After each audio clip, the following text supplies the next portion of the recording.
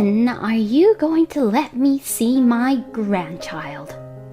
My fiancé's mother frequently barges into the room where I live with my fiancé. Since I'm exhausted dealing with her, I ignore her. But she just keeps on pestering me. When is your period? Of course you keep track of them, don't you? Yes. Are you guys making love? You have to think carefully. When are you going to have a baby? Is it really necessary to be told about such things? I'm not even married yet. It makes me sick. Oh, if you don't have a child within a year of marriage, you will pay alimony. What? The amount? Let's see, $100,000. You know, I hate to say this, don't you? But if you betray me, you'll have to pay for it. I couldn't take it anymore. I took a deep breath and decided to answer with determination. My name is Nancy. I am an office worker who turned 30 this year. I am not married yet. However, I am dating a man with whom I intend to get married.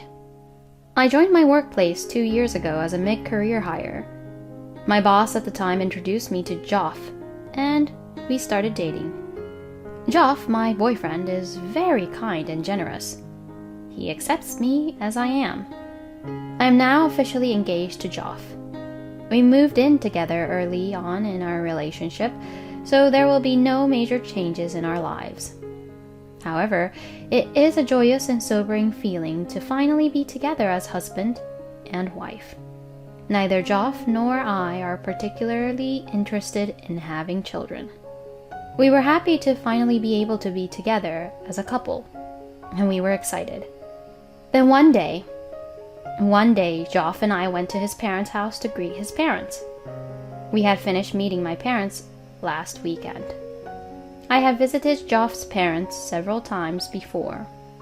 Joff is an only child, so his parents are the only family he has. Before I started my relationship, Joff's grandmother was living with them, but she is now deceased. Joff's parents are also good-natured people, and I had a good feeling about them. So, I was not particularly nervous on the day I went to greet them, but rather I was looking forward to it. Oh my God, Joff! Nancy, you're here! Oh, come on in. Please make yourself at home. Joff's mother welcomed us with a smile. Joff's father was waiting for us in the living room. He also had a smile on his face. Joff and I gave them the gifts we had brought and told them that we were now officially engaged. Both of them were happy treating me like their daughter. After that, we finished greeting each other, and the four of us watched TV and talked about nothing but trivial matters. It was like we were a real family. After a while, Joff's father got up from his seat. He went out into the yard to finish the weeding today. Ugh, I'm sorry you're here and he's outside. Joff's mother sighed in exasperation. Oh no, please, don't worry about it. I'm the one who's barging in. Joff's mother stared into my eyes for a full 5 seconds before opening her mouth. You're going to be Joff's wife soon. I didn't know if she was talking to me or was talking to herself because of her soft tone. Then she continued. You're going to become Joff's wife. Do you realize that? Why don't you stop working and show me the grandchildren soon? That's what I hate about young women these days. A woman's job is to have children and take care of the family. I don't think you, Nancy, understands that at all. For a moment, I did not understand what was being said. She was looking at me coldly. Her gentle and good-natured manner completely changed. I'm going to keep working after we get married. And I'm not going to have children. Joff agrees with me on that. Joff's mother looks at me even more sternly when I manage to say that.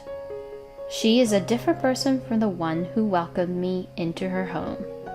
Why do you say that? It's not like you're incapable of having children, is it? Then go ahead and have the baby. My friend's daughter-in-law is a fine woman. She has a boy and a girl. Every time I see her, she brags about it, and I can't help but envy her. Well, anyway, why don't you show me the face of one of my grandchildren? I'm troubled by such one-sided comments. I am not married yet, but I wonder if this is how it is with wives and mother-in-laws. My grandmother on my father's side died before I was born. I don't know what a typical mother-in-law is like.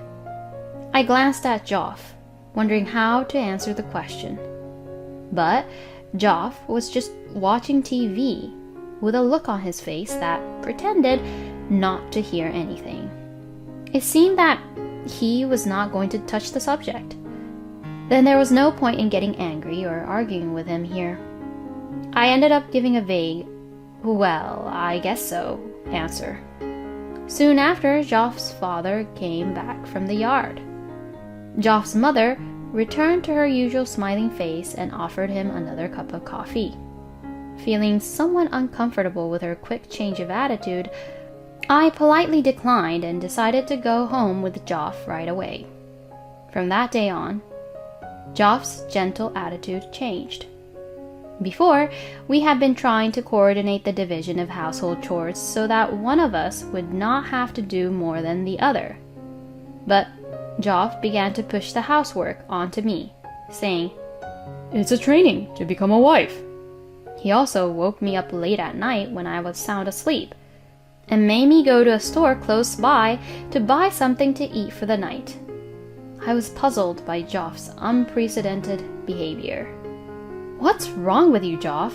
You used to be so much nicer to me." "Nothing. I've just been too easy on you. You're going to marry into my family, so you're going to have to be more firm with me. Do you understand?" He sounded like his mother. Perhaps he was inspired by his own mother. It's not like we're going to live with your family, right? We've been getting along fine together until now. Why can't it be the way it was? Joff snickered at my comment, as if I had made a fool of him. "It was because of me, right?" I was shocked, to say the least. I had thought that we had been supporting each other, but Joff's true feelings was the opposite. The worst was yet to come. One night, right before I was about to fall asleep, Joff came. We had been sleeping together, but from his attitude, I had been sleeping on the living couch. What's wrong?" I rubbed my heavy eyelids and asked Joff. "I don't want to disappoint Mom." He suddenly said so and got on me. "Stop it! We agreed on not having children." I slapped Joff on the cheek as he continued to force himself onto me. Finally, he cooled down a little and returned to the bedroom holding his cheek. I wondered if I could really marry Joff and be happy. I couldn't help but think about it. A few days later. It was a holiday, so I woke up later than usual and was boiling water for coffee. Suddenly, the intercom rang. I had no plans for anyone to come over, so I checked the monitor to see who the visitor was. It was Joff's mother. Puzzled by the unexpected visit, Joff came out of his bedroom and went to the front door. He opened the door and welcomed him. "Nancy, you weren't sleeping just until now, were you? You're going to be a wife. You have to behave yourself. Besides, it's not good for your unborn child's education if you're such a lazy bum." Joff's mother came into the living room without hesitation and began to ramble on again. "What can I do for you?"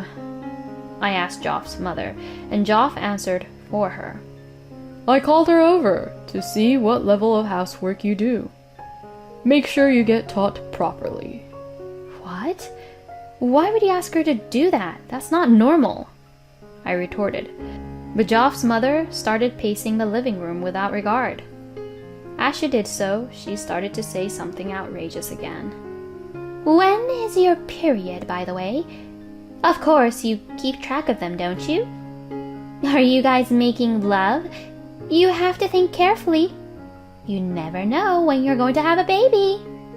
Don't you think it's rude to ask such private questions?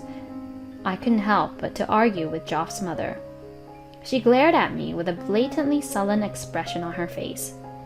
I think you're the rude one. You don't talk to your in-laws that way. Are you really going to marry Joff? Then Joff's mother smiled as if she had just thought of a good idea. Then she opened her mouth again. Oh, if you don't have a child within a year of marriage, you will pay alimony. That's the condition of marrying Joff. Do you understand? Joff's mother said with a pompous look on her face. Joff nodded his head in agreement. I was truly dumbfounded. Joff's behavior was unbelievable, and his mother's behavior was the worst. I didn't care about anything anymore. With that single-mindedness, I replied, Yes, I understand. Both of them laughed in spite of themselves. Wait until they can't laugh anymore. Joff's mother was satisfied with that and quickly left. Joff saw her off and went back to his bedroom. I picked up my smartphone and made a call to someone. A few moments later, I gathered Joff's parents and himself to discuss the marriage. The meeting was held at home. Both Joff's father and mother showed up smiling and in a good mood. I took them into the living room and served them tea. I think it should be a fancy wedding. My friend's son said he spent a lot of money on it. No. I think casual wedding is the trend now. I'm sure Nancy would love to wear a casual wedding dress. Where are you going for your honeymoon? Abroad or domestic? Either way, I'm expecting a honeymoon baby. Make sure you're both comfortable with it. The Joffs are excited to talk about their wedding. The atmosphere was friendly. I opened my mouth just as the conversation was winding down. Well, what in the world have you guys been talking about? Joff looked at me with his mouth wide open. What? About your marriage with Joff, right? We got together because you wanted to discuss about your marriage. I'm sorry. I think you misunderstood me. The reason why I wanted to talk about marriage was because I'm not going to marry a man with a mother like yours. When I said that, both Joff and Joff's mother said, What? Joff's father, the only one who was calm, asked, What do you mean? That's a fair question. Your wife said to me if I couldn't have children after a year of marriage, I would have to pay her alimony. And you said yes. I understand when I said so. Joff's mother exclaimed with spit flying everywhere. I did say that, but it meant I understand your condition and I didn't agree. There is no one in the world who would accept those ridiculous conditions. As I said that, Joff got up, hitting the table. Hey! Apologize to my mom. I'm not sorry, and I'm not going to marry you. I stood up as well. Then I pulled my smartphone out of my pocket and called someone. Hello, please take it from here. The front door is open. Joff saw this and wrinkled his brow. You don't have manners calling someone under this situation. As Joff was saying this, I heard the front door open. Soon after, the living room door was opened as well. It was my boss from the company Joff and I work for. I heard all about it. You two are pathetic as human beings. You should be ashamed of yourselves for trying to manipulate Nancy into doing what you want. The color of the Joff family's face turned blue. In fact, this boss is the one who introduced Joff to me. and I learned after we started dating that his boss and Joff's parents were senior and junior colleagues. Joff was able to get a job at his current company because he was introduced by him. Joff's family owes a debt of gratitude to his boss. You should at least straighten up your wife and son's behavior. What is family for? With these words, the boss patted Joff's father on the shoulder a few times. Joff's father nodded deeply. Joff's mother, on the other hand, still refused to admit that she was wrong. That being said, isn't it normal to want to see your grandchildren's faces? Joff, you understand, right? After she said that, the boss scolded her. You still say that? You're just being selfish. You're old enough to know better. Shame on you.